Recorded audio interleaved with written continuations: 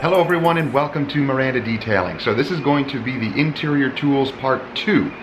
Now I'm really just going to focus on 3 of the major tools that we use for interior. The first one, of course, being the vacuum. So what we use is the rigid 5 horsepower 4-gallon vacuum. It's a pretty popular one among detailers because it is compact, it's really powerful. It comes with a nice variety of tools, which you can see in part 1 of the interior videos. And this one is a little bit different. It's one of the newer models, and it has the detachable top, which turns into a blower, so I'll show you that in a second. And also I did something with the hose, which you might notice in some of the videos, that it's an extra long hose, and it's an orange hose and a black hose, and I've had some questions as to what that is. How did you get this extra long hose? I didn't get time to measure it. I'm not sure how long it is, but it's a great length to be able to just place the vacuum either behind the vehicle or in front of the vehicle, and I can pretty much get around the whole vehicle with it stationary there. And the next one is our steamer, which is the McCulloch MC1385. So it's the biggest one that they make, and I'll give you some specs on that too. And of course, all of the links I will put down below. The only tool that I can't put down there is the air compressor, because I bought that at Harbor Freight, and I think it was around $100, and it's a 6-gallon 150 psi compressor, and it lasts me a long time. I've had it for quite a few years, and I'll show you in a minute that I bolted that to the back of my vehicle where my generator is, and then I have the airline hose also bolted to that. Now, the gun that I use for the air hose, I will have a link to that below, because it's kind of a special one that I like. You can actually adjust it, even though I dropped mine so many times my adjustable knob doesn't work anymore, because I kind of abuse it when I'm detailing. But it does have different nozzles you can put on it, and it's just really easy to hold, and you can also stick it in your pocket as you're working on the vehicle, which I like also. So let's get into it. Let's look at the vacuum first. So here is the rigid vacuum. Now you'll notice that it's similar to one of the first generation ones that came out. Same body style pretty much. It's same, yes. It has the wheels in the back and the little caddy in the back there, which I put all my tools. Get out of here. And an interesting thing about this is this little release button right here releases it, and this turns into a blower. It actually comes with an accessory that you can attach to that little hole right there, and it becomes a blower. It's powerful, but I kind of wish that I could just attach the hose part to it, but I don't have a way of doing that as of yet. It has a really nice long cord, which you can wrap up here on the side neatly, and I wash this thing out every few weeks. I will just open it all up, degrease it, hose it all out, and the filter that's in it I wash also, which I just hose out all the gunk, dog hair, junk out of it, and then I put it on my box fan and let it dry like that. Now the hose, you'll see, is a combination of 3 different hoses. This black hose was my original Mighty Light extractor hose. Now I melted it. There was a few feet on this, and I melted a part of it, and I thought it was done for. But I cut it, and then I figured out that it actually will attach to the rigid nozzles and fit right onto the orange hose. So I have 2 rigid hoses, an old one that I've had for 10 plus years, and then a newer one that I got with the vacuum, and then I have the extractor hose that I put on there. Now you'll see that these are couplers. Now I bought these on Amazon. I believe I'll have the link to that below. I'll search for it. But they will connect the old original rigid hose to the Mighty Light extractor hose. And they're pretty much the same. I mean, that might be a little bit off, but they fit nice and tight without any leaks or problems. And I bought 2 of those and I attached all the hoses together. So it gives me this really nice long stretch of vacuum hose. So if you guys are looking for an alternative for vacuum hoses, the Mighty Light extractor hose will double for that, and it'll work with these rigid vacuums. So I like the smaller hose. I don't like the huge one because it's hard to maneuver around the vehicle. This seems to be the perfect diameter for vacuuming, and all of the tools will fit onto the original rigid nozzle here.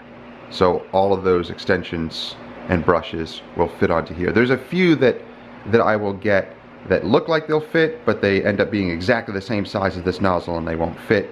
So you just have to kind of measure them and make sure that it will fit this nozzle. So my favorite vacuum, it is an amazing piece of equipment, and I've had this thing running for hours, like 5+ hours in the sun in the hot summer, and this thing just keeps on going. It is a really tough vacuum. Let's go on to the steamer. Now here's the McCulloch. It's the 1385 McCulloch Steamer, and it has some really great features. It is the biggest one they have. It has the little dial here to tell you that it's heated up and ready.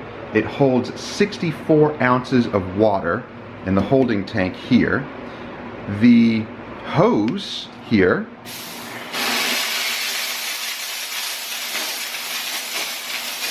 so it puts out, I believe it says 4 bar, which is 58 psi, which is pretty considerable with steam.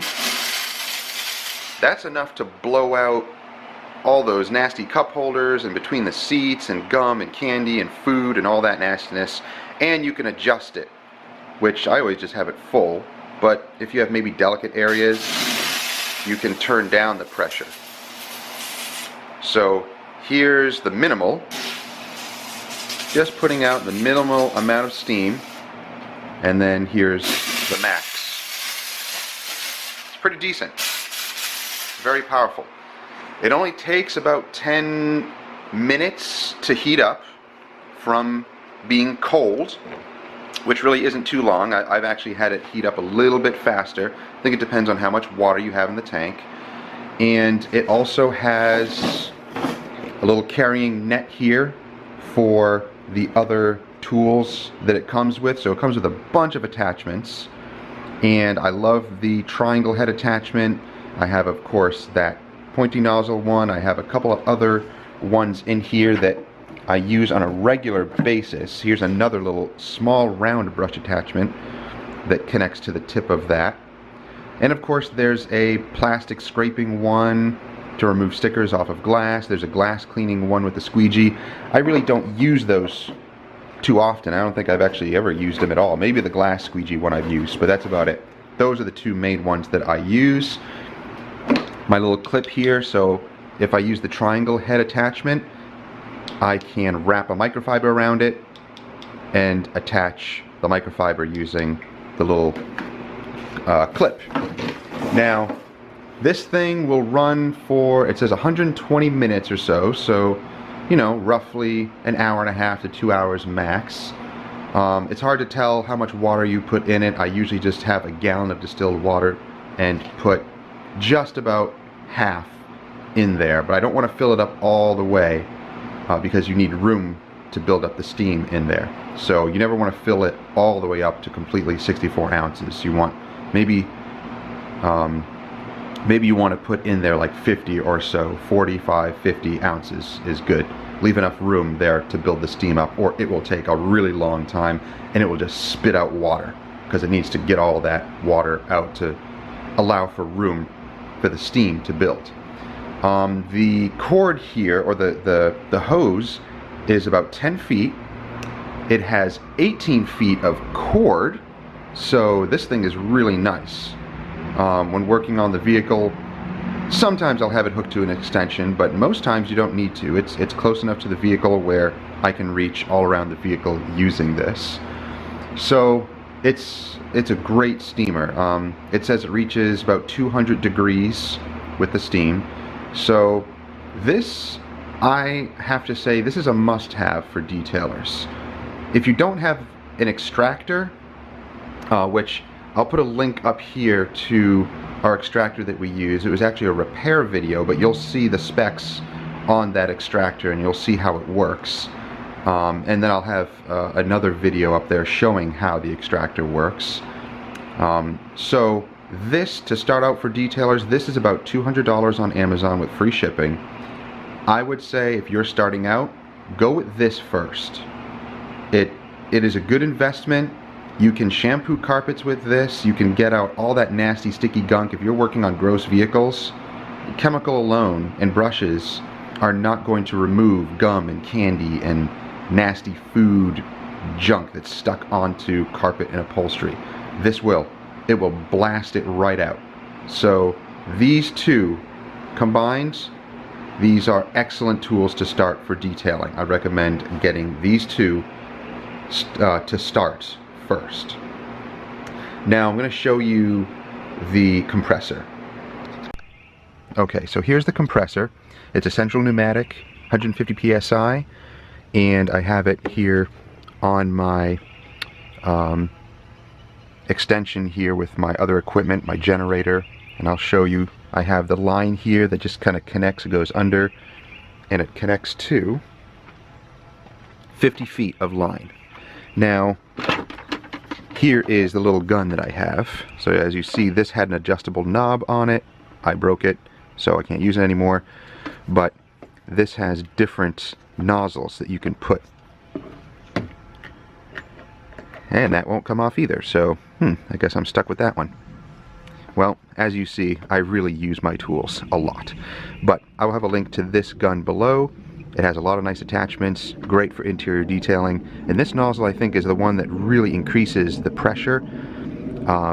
So this is a really powerful nozzle to use. You can get the longer one that goes like 6 inches or 8 inches or something like that, but I prefer this one.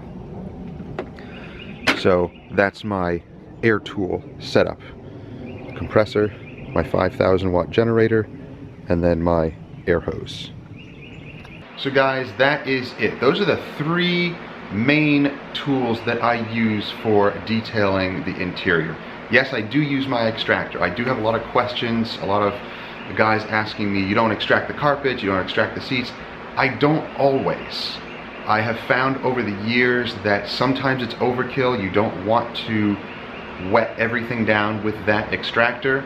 If you can use a good cleaning chemical, your microfibers, your air tool, your vacuum, the steamer, if you can use those without having to pull out the extractor, then that's really what you want. The extractor I will usually use for really gross mats that need to be cleaned, and sometimes upholstery.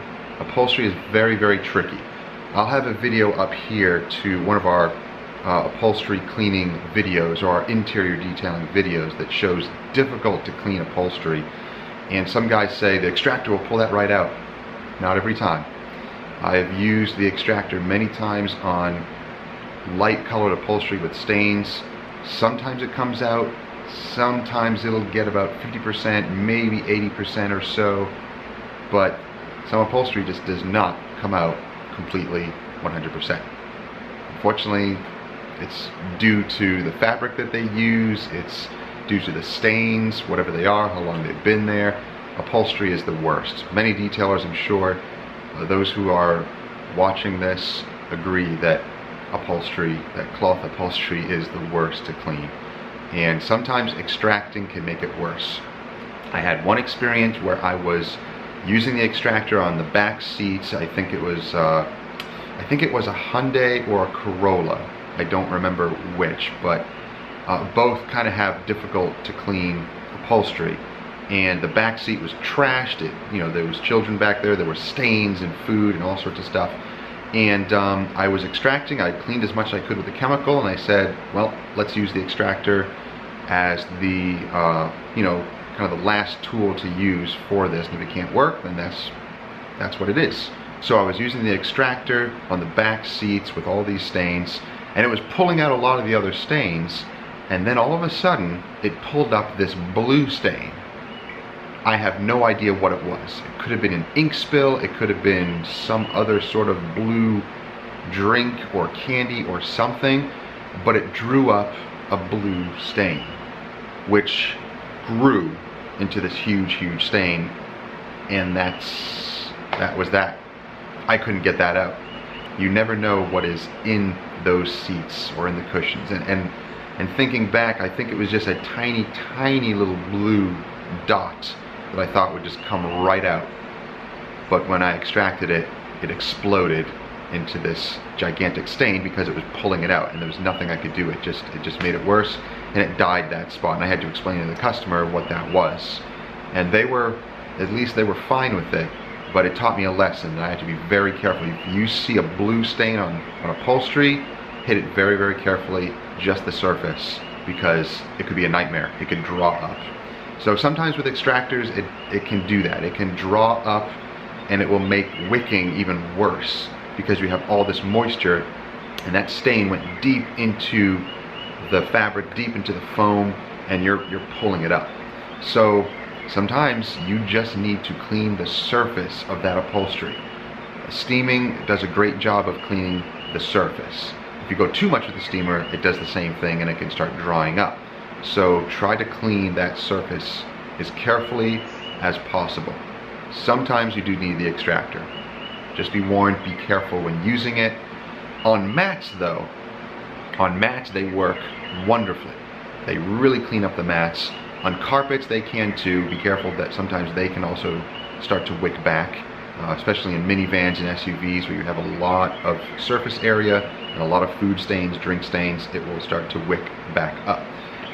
So just be warned with that. I do use the extractor. I love that machine. I've had it now going on 9 years since we started, and I've only done a few little repairs like I showed you in that video, and it's still going strong. So that machine is amazing. I will have a link to that also down below if you want to purchase that. That's the old model, one of the first models. They have a new version of that machine. I don't know how well that is. I haven't used it. I have my old machine still that I use.